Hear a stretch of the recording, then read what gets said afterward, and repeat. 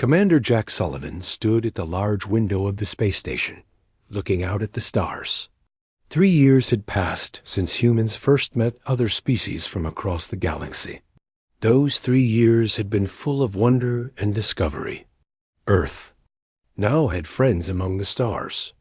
The space station orbited Earth like a giant metal moon. Inside, humans worked alongside beings from 17 different worlds. Some had 4 arms, others had blue skin, and a few could change their shape like water. But they all got along well with humans. Jack walked to the main meeting room, where Dr. Lisa Parker was showing pictures on a big screen. She was the ship's expert on alien life. Her blonde hair was tied back, and her green eyes sparkled with excitement as she talked about their new alien friends. "We've made contact with the Zelari from the ice world of Kef," she said, pointing to a picture of tall white creatures with 6 eyes. "They love our music and want to trade their healing crystals for our songs." Captain Steve Rodriguez sat at the head of the table. He was a calm man with gray hair and kind eyes. "What about the Mokari traders?" he asked. "They're amazed by our cooking," Lisa replied with a smile. "They've never tasted anything like pizza before. They want to learn how to make it on their home world." The room filled with gentle laughter. Everyone loved hearing these stories of friendship with alien species. But Jack noticed that Lisa's smile faded a little. "There's something else," she said, her voice becoming serious. "I've been studying all the species we've met. Every single. One of them mentions another group. They call them the Velani." Ambassador Kelly Wright leaned forward. She was a smart woman who had spent years learning how to talk with aliens. "Tell us about them," she said. Lisa clicked to a new picture. It showed no alien faces, just old symbols carved into stone. The Vailani are called the first ones. They're the oldest species in the galaxy. Every alien we've met speaks about them with great respect. "How old are they?" Jack asked. "Millions of years old," Lisa answered. "They've watched whole civilizations grow from nothing into great space empires. They've seen species rise and fall like waves on a beach." Communications Officer Ryan Clark, a young man with curious eyes, spoke up. "Have we tried to contact them?" Lisa nodded slowly. "That's the strange part. We've sent many messages through our alien friends. We've asked to meet them dozens of times, but they always say no." The room became quiet. This was new information for most of the crew. Captain Rodriguez rubbed his chin. "What reasons do they give?" "That's what makes it so mysterious," Lisa said. "They never give clear reasons. They just say things like, 'The time is not right,' or 'There are complications humans must resolve first.'" Engineer Tony Martinez, practical man who fixed things that broke, frowned. "That doesn't make sense. Why would they avoid us?" "We get along with everyone else." "Exactly," Lisa said. "I've studied the history of every species we know. The Vailani have never refused to meet any other species. Never. In all of galactic history, they've always been willing to talk with new civilizations." Lieutenant Amy Thompson, the ship's protection officer, looked worried. "Do they see us as a threat?" "That's what I thought at first," Lisa replied. "But our alien friends say that's not it. The Vailani don't seem afraid of us. They seem careful, like they're waiting for something." Jack walked to the window again. Out there, somewhere among those stars, lived beings older than anything humans could imagine. Beings who had seen the galaxy change from its earliest days. And for some reason, they wouldn't come near Earth. "What do the other species say when we ask them directly?" Kelly asked. Lisa pulled up another screen with notes from many conversations. "I've asked the Kalari, the Mokari, the Zelari, and others. They all say the same thing. The Vailani are watching us from far away. They send small ships to look at us from the edge of our solar system, but they never come closer. How far away? Captain Rodriguez asked. Past Neptune, Ryan said. I've been checking our sensors. We've detected strange signals from the outer edges of our solar system. Signals that don't match any technology we know. The room fell silent again. Everyone was thinking the same thing. Somewhere out there, ancient beings were watching Earth, studying humans, but they wouldn't come close enough to say hello. There's more, Lisa said quietly. I talked to an old Kaleri elder yesterday. She's over 300 years old. She told me something that gave me chills. Everyone waited. She said that in all her years of knowing the Vailani, she's never seen them show this kind of interest in any species. They watch us more closely than they've ever watched anyone, but they also keep their distance more than they ever have. Jack turned back to the group. So they're very interested in us, but they won't meet us. That's a strange combination. It gets stranger, Lisa continued. The elder said the Vailani have been asking questions about us. Lots of questions. They want to know about our history, our biology, our behavior. They seem to know things about us that we haven't even told them. Captain Rodriguez stood up. I think we need to learn more. Kelly, I want you to set up meetings with representatives from every species we know. Ask them everything they can tell us about the Vailani. Already working on it, Kelly replied. Ryan, keep monitoring those signals from the outer system. If the Vailani are watching us, maybe we can figure out what they're looking for. Yes, sir. Lisa, I want you to dig deeper into the history. Find out everything you can about the Vailani's past dealings with other species. There has to be a pattern. I'll get right on it. Jack looked around the room at his team. They were good people, brave and smart. If anyone could solve this mystery, they could. There's something special about this situation, he said. The galaxy's oldest and wisest species won't come near Earth. They watch us from afar, like we're the most interesting thing they've ever seen, but they won't talk to us. That tells me two things. He paused, making sure everyone was listening. First, we matter to them somehow. Species that have lived for millions of years don't waste time watching things that don't matter. Second, whatever is keeping them away is something big, something important enough to break their normal pattern of behavior. Captain Rodriguez nodded. We're going to find out what that something is. And when we do, we might learn something important about ourselves. As the meeting ended, Jack stayed by the window. The stars looked the same as always, but now he knew. They held secrets. Somewhere out there, ancient eyes were watching Earth. The question was, what did they see when they looked at humanity? And why did it make them keep their distance? 2 weeks had passed since the team started their investigation.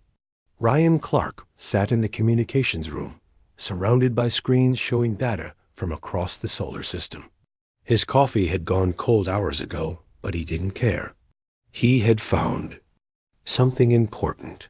Commander Sullivan, please come to communications, he said into his headset. Jack arrived within minutes, followed by Dr. Lisa Parker and Captain Rodriguez. Ryan's face showed excitement mixed with concern.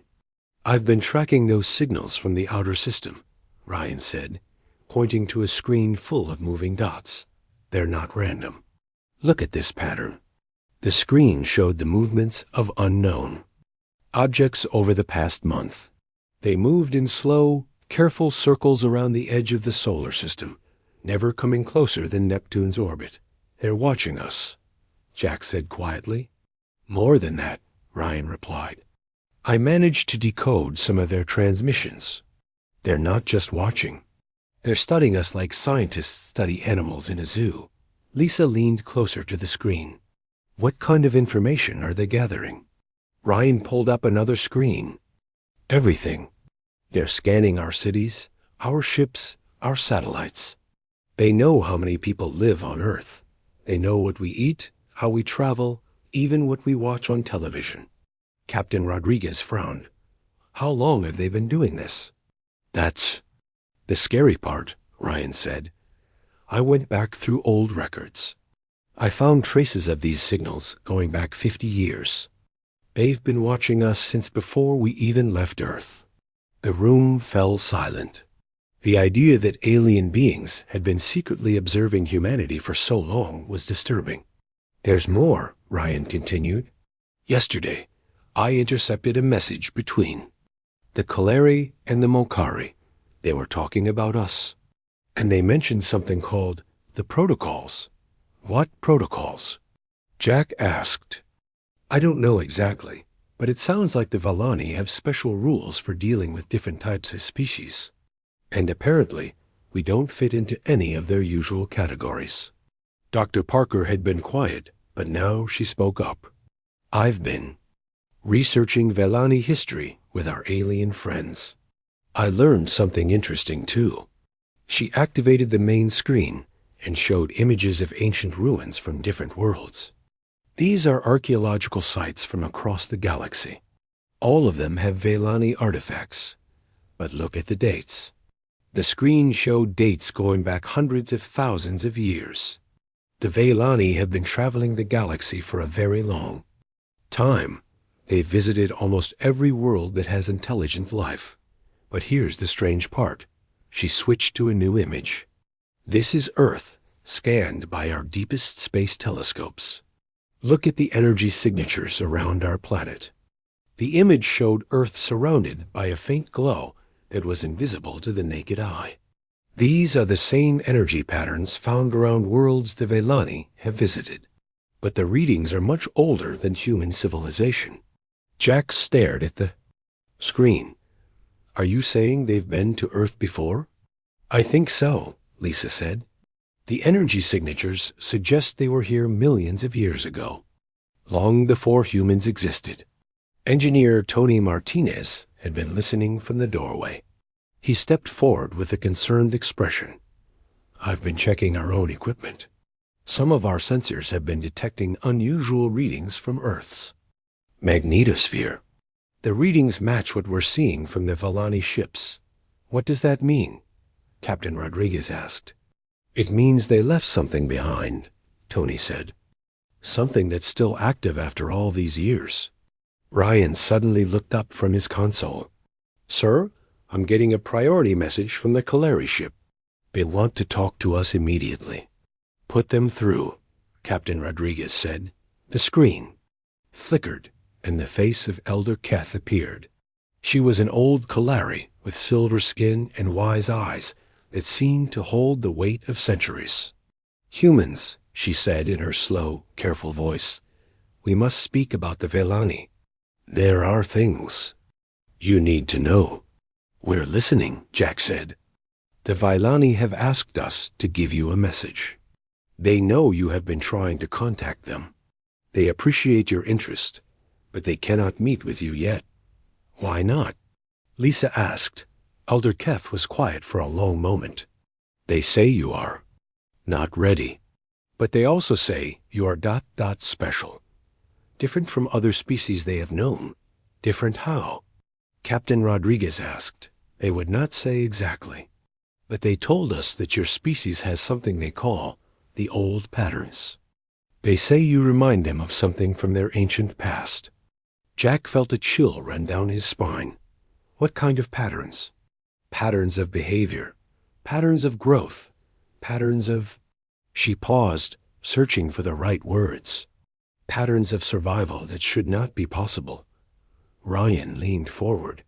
Elder Keth, we've detected that the Valani have been watching us for a long time. Why? Because, she said slowly, you do things that other species cannot do. You adapt to environments that should kill you. You recover from disasters that would destroy entire civilizations. You create solutions to problems that seem impossible to solve. Lisa looked puzzled. But that's just how humans are. We've always been like that. That is exactly what worries them, Elder Keth said. No species is just like that. Evolution does not work that way. Yet you exist, and you thrive, and you do impossible things as easily as breathing.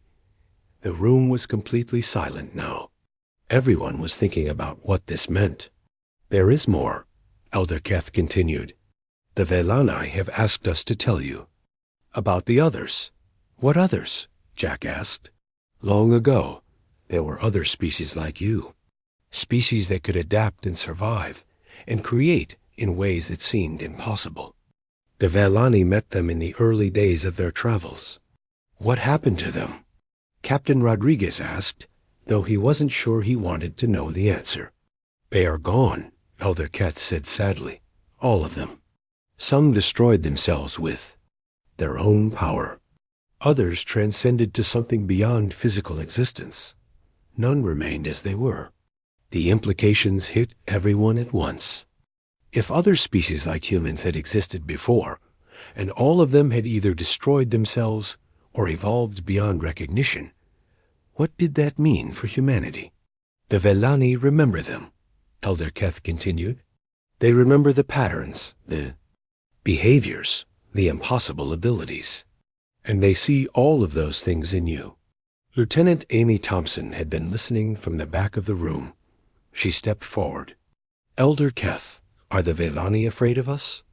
Not afraid, she replied. Concerned. They have seen what happens when species like yours develop too quickly or make the wrong choices. They do not want to see humanity follow the same path. But why won't they help us? Lisa asked. If they're concerned about us, why not guide? You? Elder Keth's expression became even more serious. Because they have learned that species like yours cannot be guided from the outside. You must find your own path. Outside interference only makes things worse.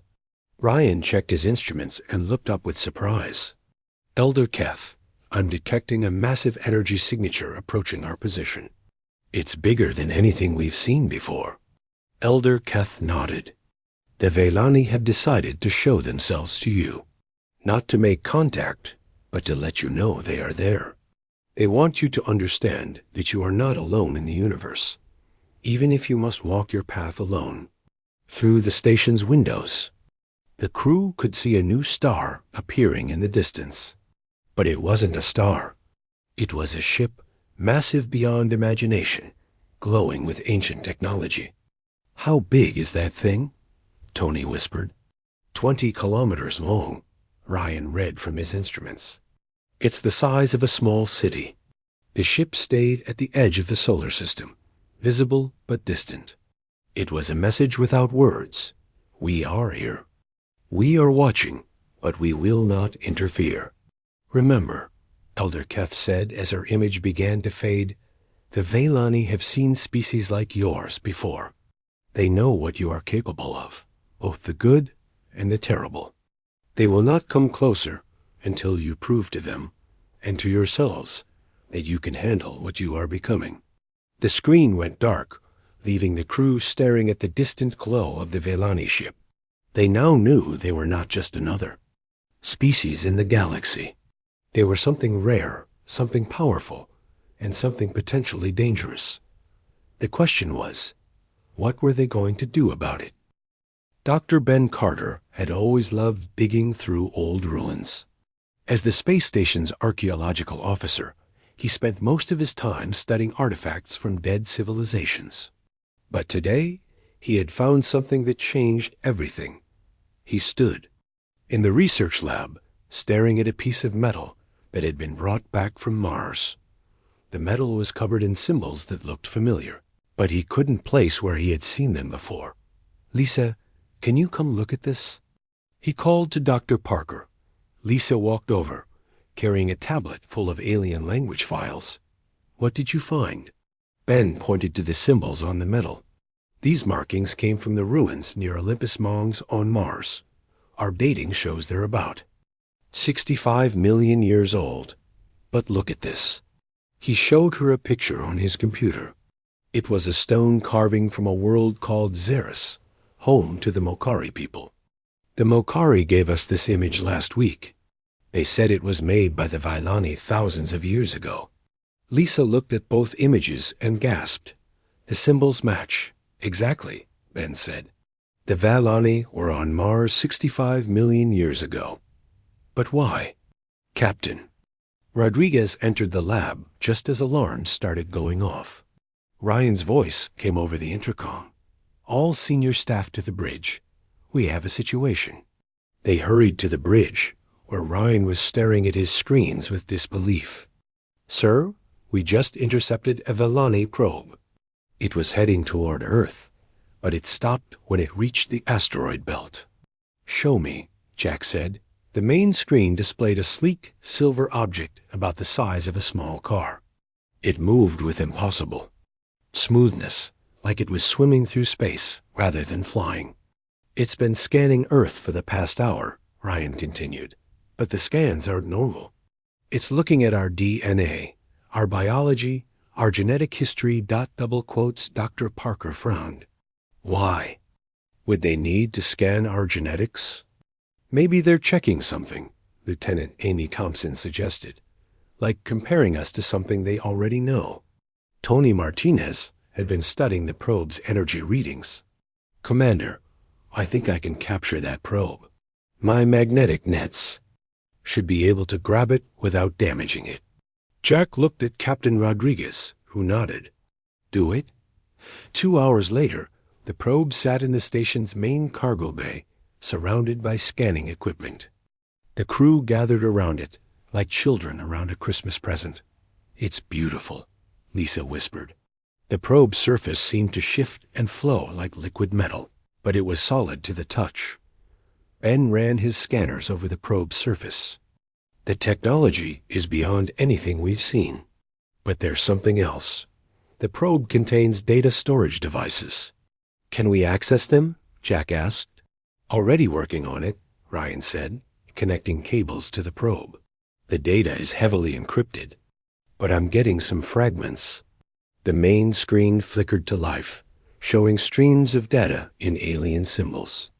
Slowly, the station's computers began to translate the information.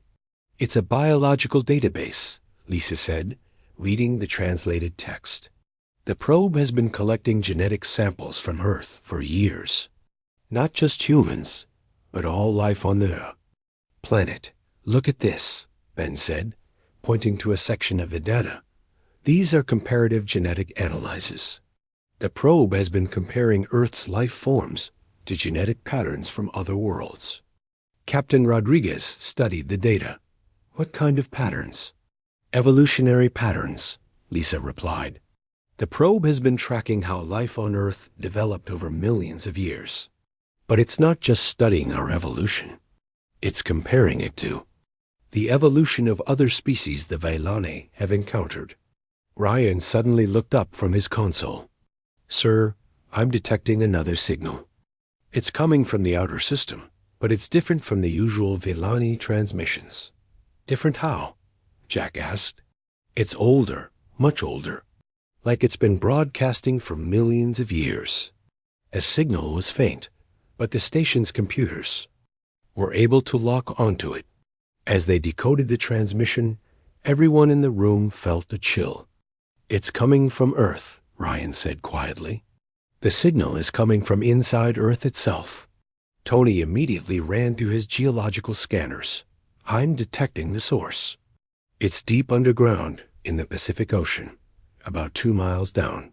What's down there? Amy asked.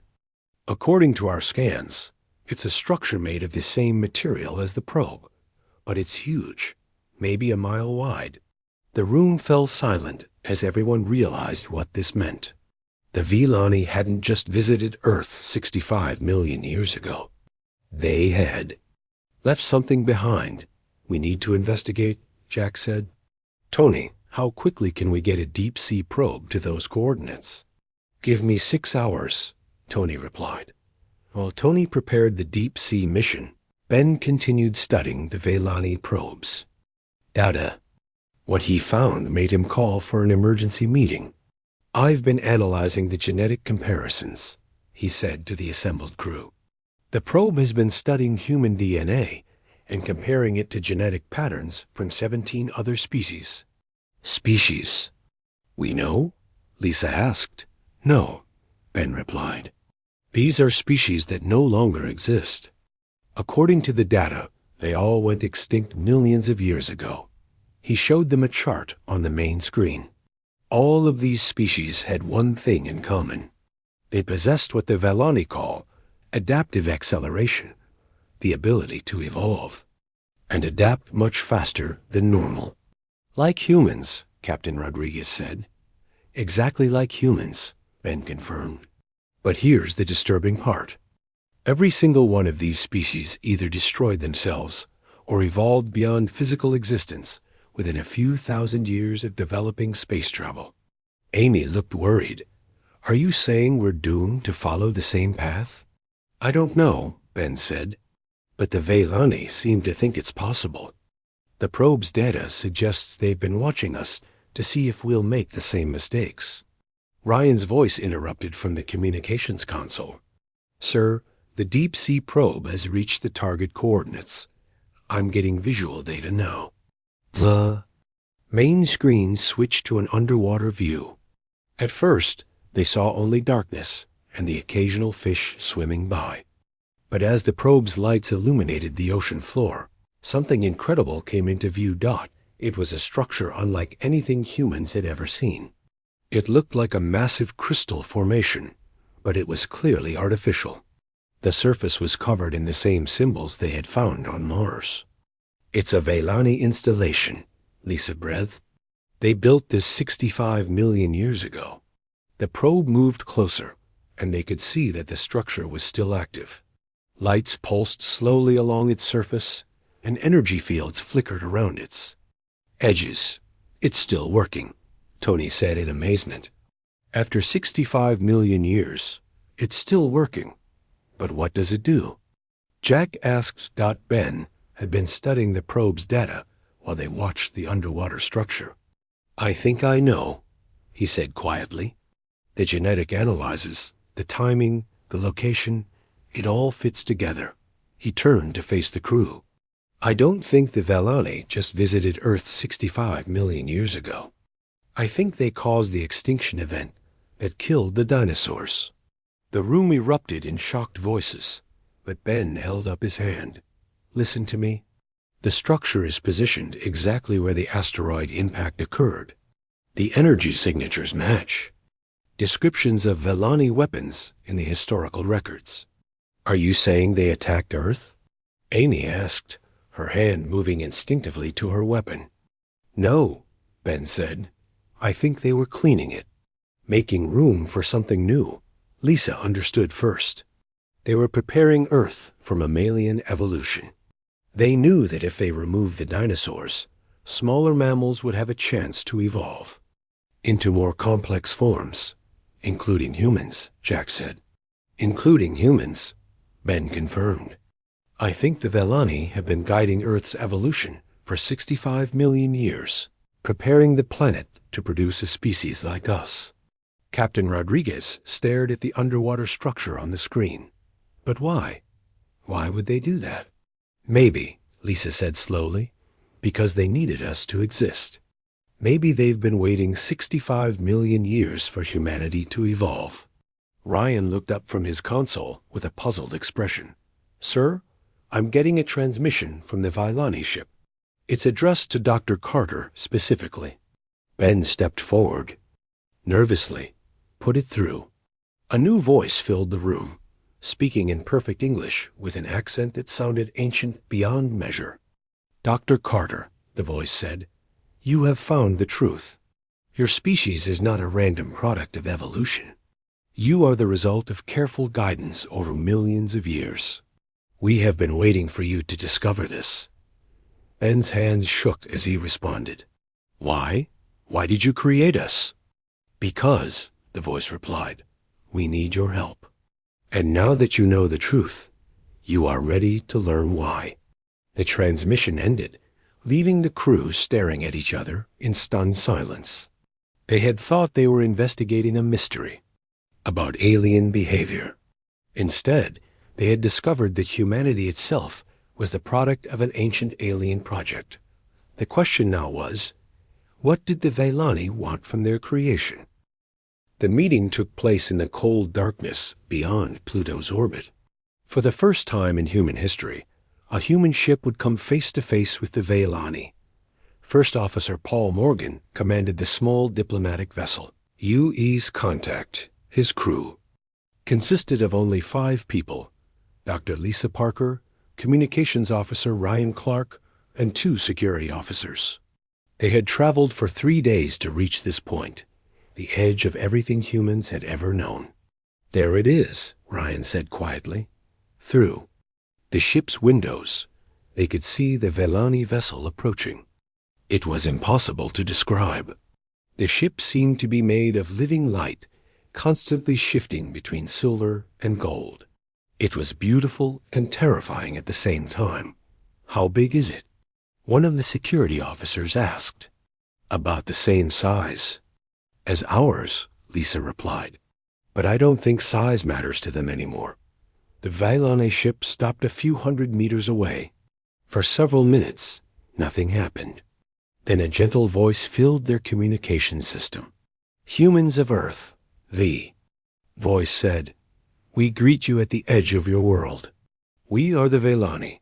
We have been waiting a very long time for this moment." Paul activated the communication system. "We greet you as well. We have many questions." "We know," the voice replied. "We will answer them. But first, you must understand what we are and what we once were." The space around the ships began to change. Images appeared in the darkness, showing scenes from millions of years ago. The crew watched in amazement as the history of the Veilani unfolded before them. "Long ago, we were like you," the voice explained. "We were young, aggressive, and hungry for power. We traveled from world to world, taking what we wanted. We were destroyers." The images showed Veilani ships attacking planets, strip mining entire worlds, and leaving nothing but dead rock behind. Paul felt sick watching it. "We consumed everything in our path," the voice continued.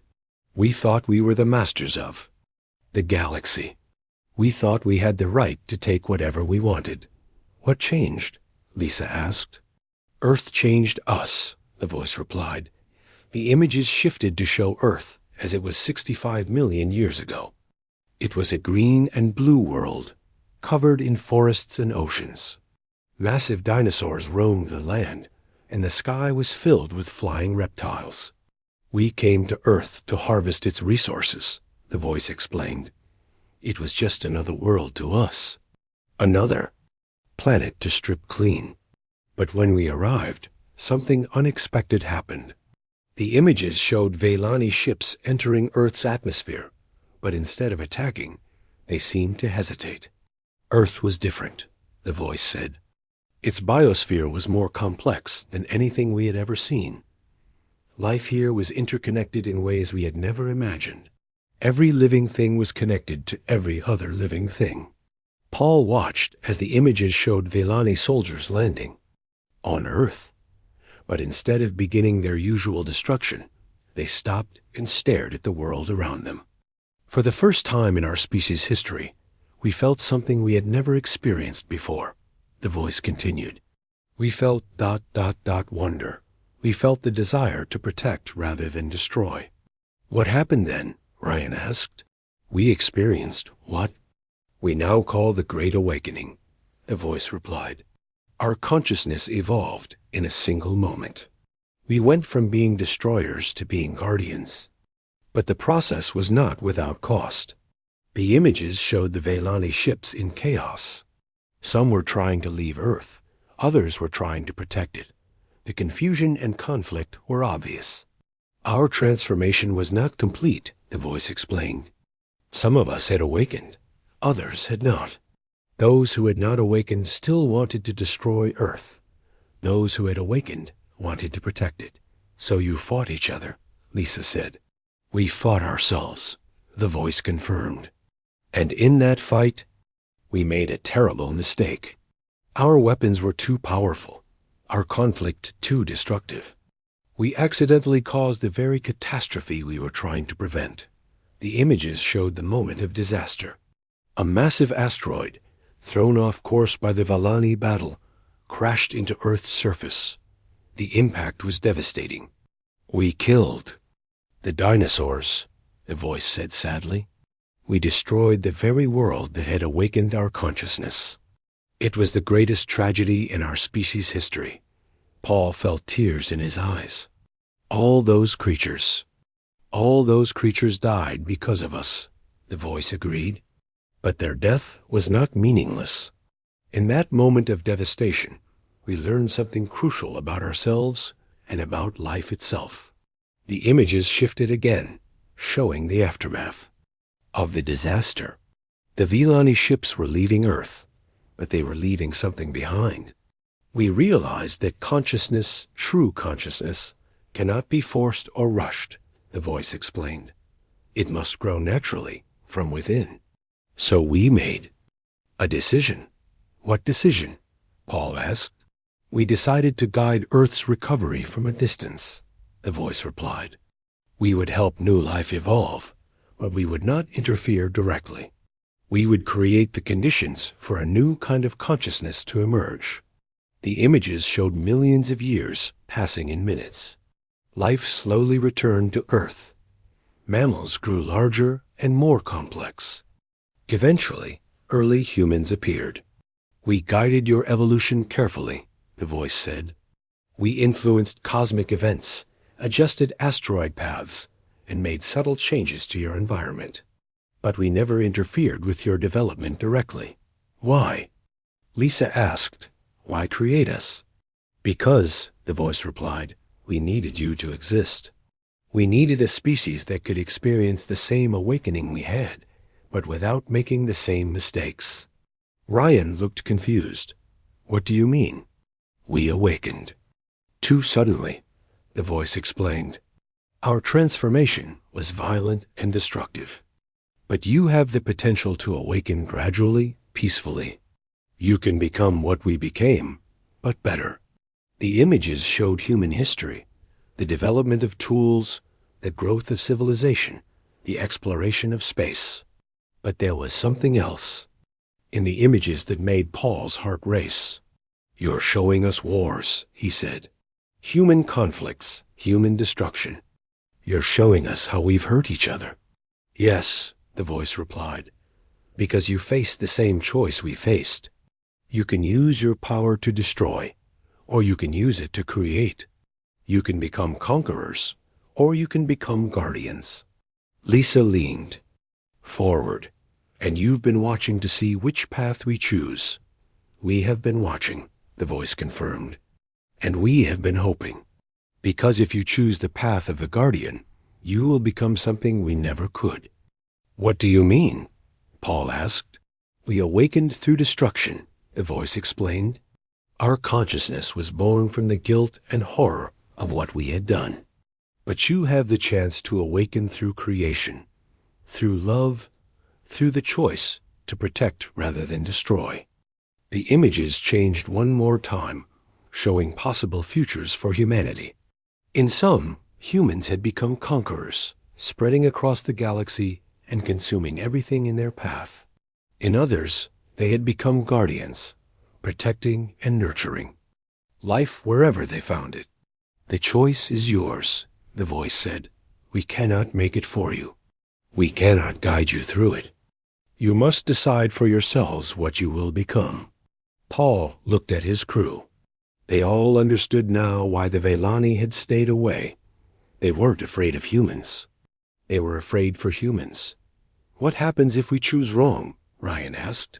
Then, you will follow the path of the other species like you, the voice replied. You will either destroy yourselves or evolve beyond physical existence. Either way, you will be lost to the galaxy. And if we choose right, Lisa asked, then you will become something new, the voice said. Something the galaxy has never seen before. You will become guardians who are never destroyers, protectors who are never conquerors. You will become what we wish we could have been. The Vellani ship began to move away.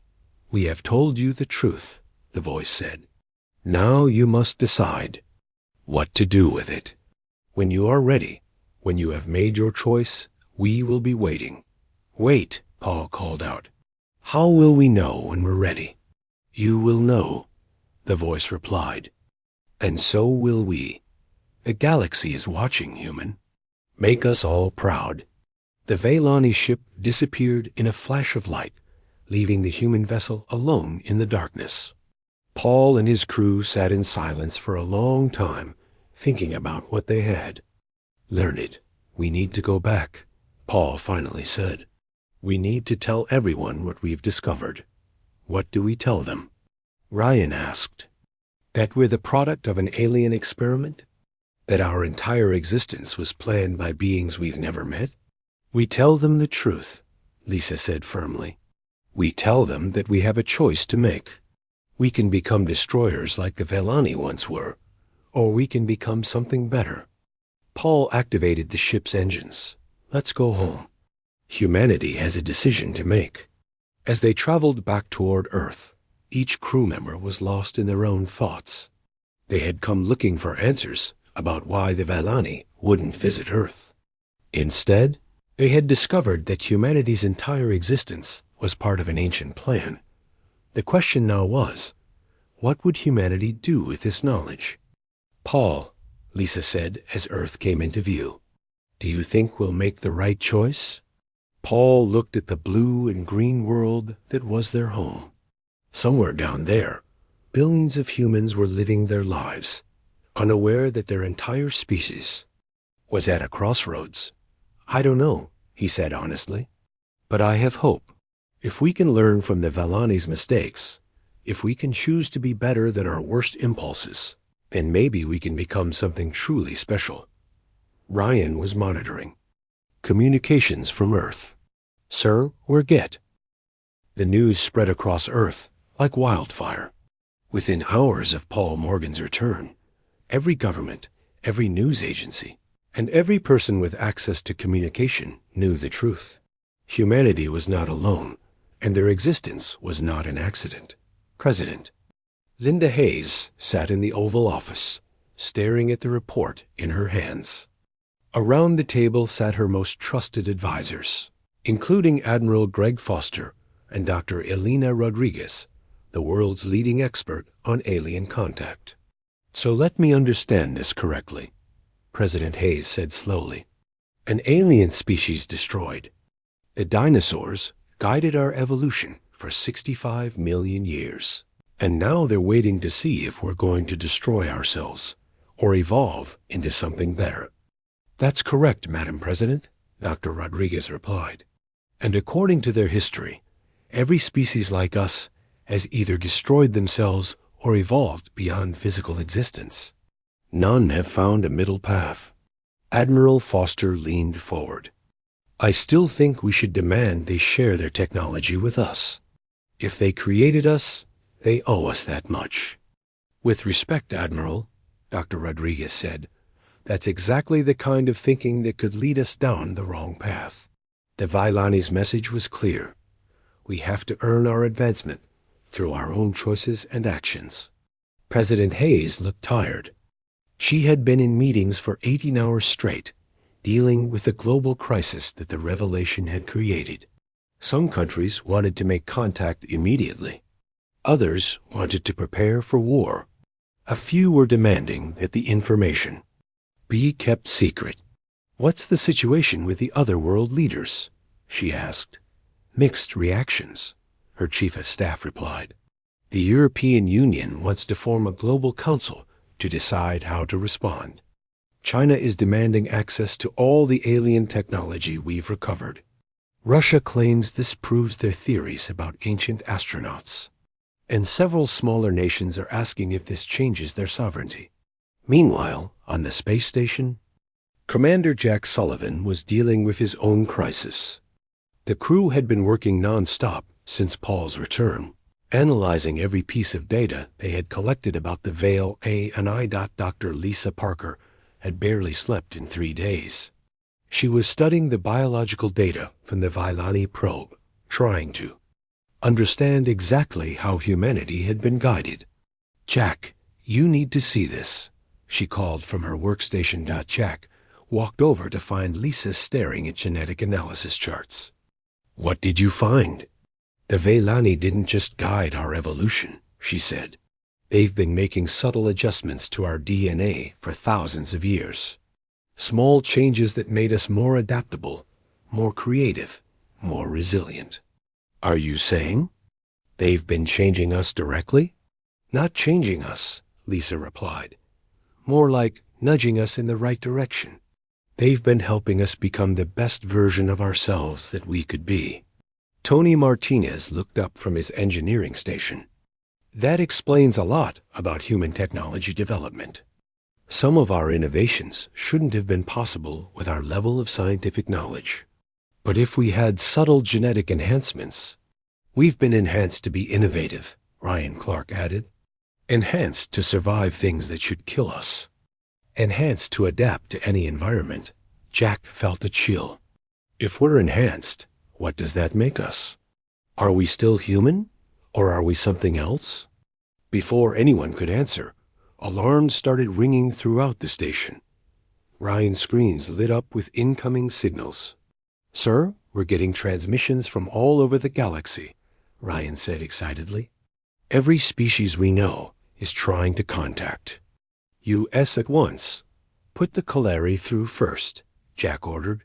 Elder Keth's face appeared on the screen, but she looked different. Instead of her usual calm demeanor, she seemed excited and nervous. "Humans," she said quickly. "The galaxy knows what has happened. Word of your meeting with the Vailani has spread to every world, every species, every corner of known space." "What's the reaction?" Jack asked. "Fear and hope in equal measure," Elder Keth replied. "Fear because they know what happens to species like yours. Hope because they believe you might be different." "Different how?" "You are the first species like yours to learn the truth before reaching the crisis point," she explained. "Every other species discovered their nature only after they had already begun destroying themselves or transcending. You have learned, while you still have time to choose." The screen changed to show representatives from multiple species. Jack recognized the Mokari, the Zalari, and several others. They were all speaking at once, their words overlapping in excitement. "They want to help," Elder Keth explained. "For the first time in galactic history, other species want to actively help a developing civilization. They believe you can succeed where others have failed." Back on Earth, President Hayes was facing a room full of angry world leaders via video conference. The Chinese premier was shouting about technology sharing. The Russian president was demanding military cooperation. The British prime minister was trying to establish protocols for future contact. "Enough," President Hayes finally said, her voice cutting through the chaos. "We're missing the point. This isn't about what we can get from the aliens. This is about what we choose to become." The room fell silent. "The Valani have given us the greatest gift possible," she continued. "They've given us knowledge of our own potential. They've shown us that we can choose our future instead of having it chosen for us." Dr. Rodriguez nodded. "The president is right. Every species like us has failed because they focused on power instead of wisdom. We have the chance to be different." "What are you proposing?" the German chancellor asked. "I'm proposing we prove we're worthy of the trust the Velani have placed in us," President Hayes replied. "I'm proposing we work together to solve Earth's problems before we worry about galactic ones." Admiral Foster frowned. "Madam President, with respect, we have a military advantage here. The aliens clearly respect our potential. We should use that." "Admiral," President Hayes said firmly, "that kind of thinking is exactly what the Velani are watching for. If we try to use their respect as a weapon, we'll prove we're not ready for what they're offering." On the space station, Jack was watching similar arguments play out among his crew. Some wanted to demand more contact with the Velani. Others wanted to focus on preparing Earth for what was coming. "Commander, Amy Thompson said. "I've been thinking about what the Vellani told us. They said other species like us either destroyed themselves or transcended. What if there's a third option?" "They didn't mention? What do you mean?" Jack asked. "What if we can evolve while staying human?" Amy replied.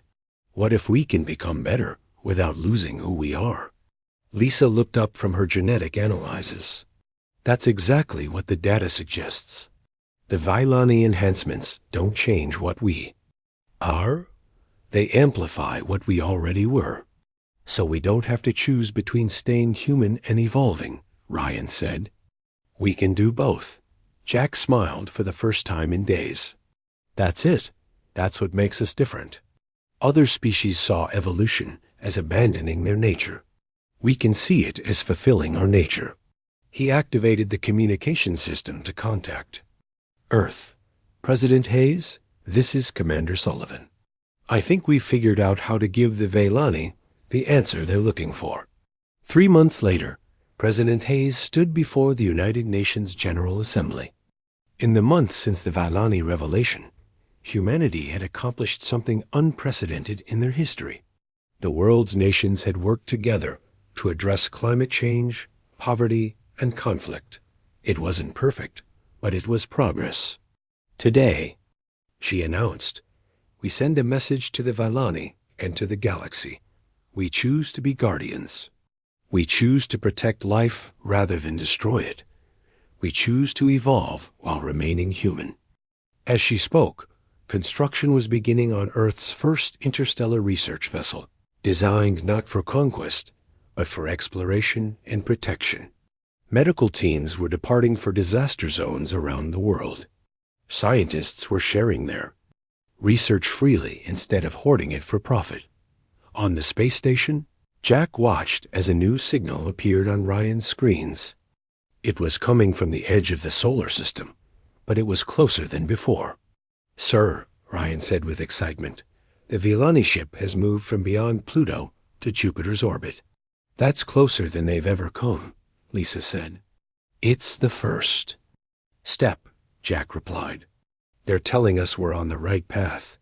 The communication system activated, and the familiar ancient voice filled the bridge. "Humans of Earth," the Vellani said, "you have begun to make the choice that will define your species' future. We are pleased with your progress. When you are ready, when you have proven your commitment to the path of the Guardian, we will come closer." "How will we know when we're ready?" Jack asked. "You will know," the voice replied. "And when that day comes, we will not meet as teachers and students, but as equals who have both learned the true meaning of consciousness." The transmission ended, leaving the crew looking at each other with hope and determination. Outside the station's windows, Earth turned slowly in the darkness, a blue and green world full of beings who had just learned they were capable of becoming something wonderful. The galaxy's oldest species was still watching from afar, but now they were watching with pride instead of concern. Humanity had a long way to go, but for the first time in galactic history, a species like theirs had chosen wisdom over power. The future was uncertain, but it was bright with possibility, and somewhere in the space, B